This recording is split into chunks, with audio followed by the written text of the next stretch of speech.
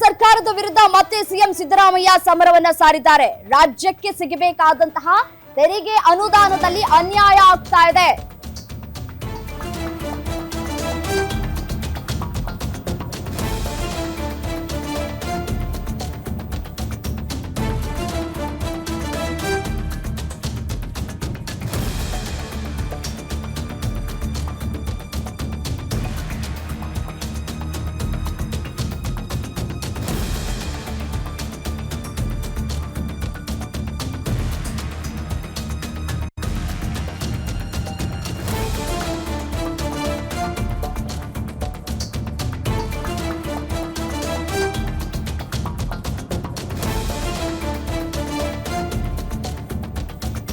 ಕೇಂದ್ರ ಸರ್ಕಾರದ ವಿರುದ್ಧ ಮತ್ತೆ ಸಿಎಂ ಸಿದ್ದರಾಮಯ್ಯ ಸಮರವನ್ನ ಸಾರಿದ್ದಾರೆ. ರಾಜ್ಯಕ್ಕೆ ಸಿಗಬೇಕಾದಂತಹ ತೆರಿಗೆ ಅನುದಾನದಲ್ಲಿ ಅನ್ಯಾಯ ಆಗ್ತಾ ಇದೆ. ಕೇಂದ್ರದ ವಿರುದ್ಧ ಮತ್ತೆ ಸಿಎಂ ಸಿದ್ದರಾಮಯ್ಯ ಕೆಂಡಾಮಂಡಲರಾಗಿದ್ದಾರೆ. ಕೇಂದ್ರದ ವಿರುದ್ಧ ಸಮರಕ್ಕೆ ಮತ್ತೊಂದು ಪ್ಲಾನ್ ಅನ್ನ ಕೂಡ ಮಾಡ್ತಾ ಇದ್ದಾರೆ ಸಿಎಂ. ದಕ್ಷಿಣ ರಾಜ್ಯಗಳ ಮುಖ್ಯಮಂತ್ರಿಗಳೊಂದಿಗೆ ಕೇಂದ್ರದ ವಿರುದ್ಧ ಹೋರಾಟವನ್ನ ಮಾಡೋದಕ್ಕೆ ಪ್ಲಾನ್ಗಳಾಗ್ತಾ ಇದೆ. ದಕ್ಷಿಣ ರಾಜ್ಯಗಳ ಸಿಎಂಗಳ ಬೆಂಬಲದೊಂದಿಗೆ ಪ್ರೊಟೆಸ್ಟ್ ಅನ್ನ ಮಾಡಬೇಕು ಅನ್ನುವಂತಹ ಪ್ಲಾನ್ಗಳಾಗ್ತಾ ಇದೆ. ನಮ್ಮ ಪಾಲು ನಮ್ಮ ಹಣ ಕೊಡೋದಕ್ಕೆ ಕೇಂದ್ರ ಅನ್ಯಾಯ ಮಾಡ್ತಾ ಇದೆ.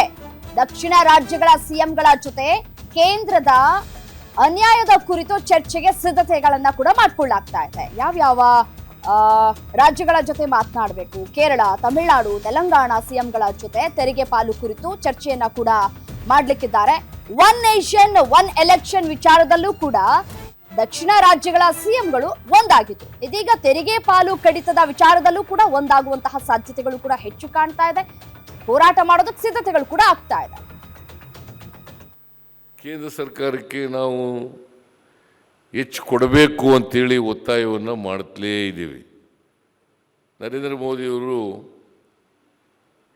ಗುಜರಾತಿನ ಮುಖ್ಯಮಂತ್ರಿ ಆಗಿರುವಾಗ ರಾಜ್ಯಗಳಿಗೆ 50% ವಾಪಸ್ ಕೊಡಬೇಕು ಅಂತ ಹೇಳ್ತಾ ಇದ್ರು. ಈಗ ಅವರೇ ದೇಶದ ಪ್ರಧಾನಮಂತ್ರಿ ಆಗಿದ್ದಾರೆ. ಅವರು ಆಡಿದಂಥ ಮಾತುಗಳು, ಮನಮೋಹನ್ ಸಿಂಗ್ರವರು ಪ್ರಧಾನಮಂತ್ರಿ ಆಗಿರುವಾಗ ಆಡಿದಂಥ ಮಾತುಗಳಿದ್ವಲ್ಲ, ಅದಕ್ಕೆ ಭದ್ರಾಗಿರ್ಬೇಕಲ್ಲ. ಆದರೆ 50% ನಮಗೆ ಸಿಗ್ತಾ ಇಲ್ಲ. 41% ಸಿಗುತ್ತೆ ಅಂತ ಹೇಳ್ತಾರೆ. ಅದರಲ್ಲೂ ಕೂಡ ನಮಗೆ ಬರ್ತಕ್ಕಂಥದ್ದು ಭಾಳ ಕಡಿಮೆ. ಆಮೇಲೆ ಈ ಸೆಸ್ಸು ಸರ್ಚಾರ್ಜ್ ಇದೆಯಲ್ಲ, ಅದರಲ್ಲಿ ನಮಗೆ ಪಾಲು ಬರಲ್ಲ. ಸೆಸ್ ರೂಪದಲ್ಲಿ ಕಲೆಕ್ಟ್ ಮಾಡ್ತಾರೆ, ಸರ್ಚಾರ್ಜ್ ರೂಪದಲ್ಲಿ ಕಲೆಕ್ಟ್ ಮಾಡ್ತಾರೆ. ಅದರಲ್ಲಿ ರಾಜ್ಯಗಳಿಗೆ ಪಾಲಿಲ್ಲ. ಅದು ನಮ್ಮದೇ ತೆರಿಗೆ. ನಾವು ಒಂದು ಸಾರಿ ಹೋಗಿ ಡೆಲ್ಲಿನಲ್ಲಿ ಪ್ರತಿಭಟನೆಯನ್ನು ಕೂಡ ಮಾಡಿದೋ.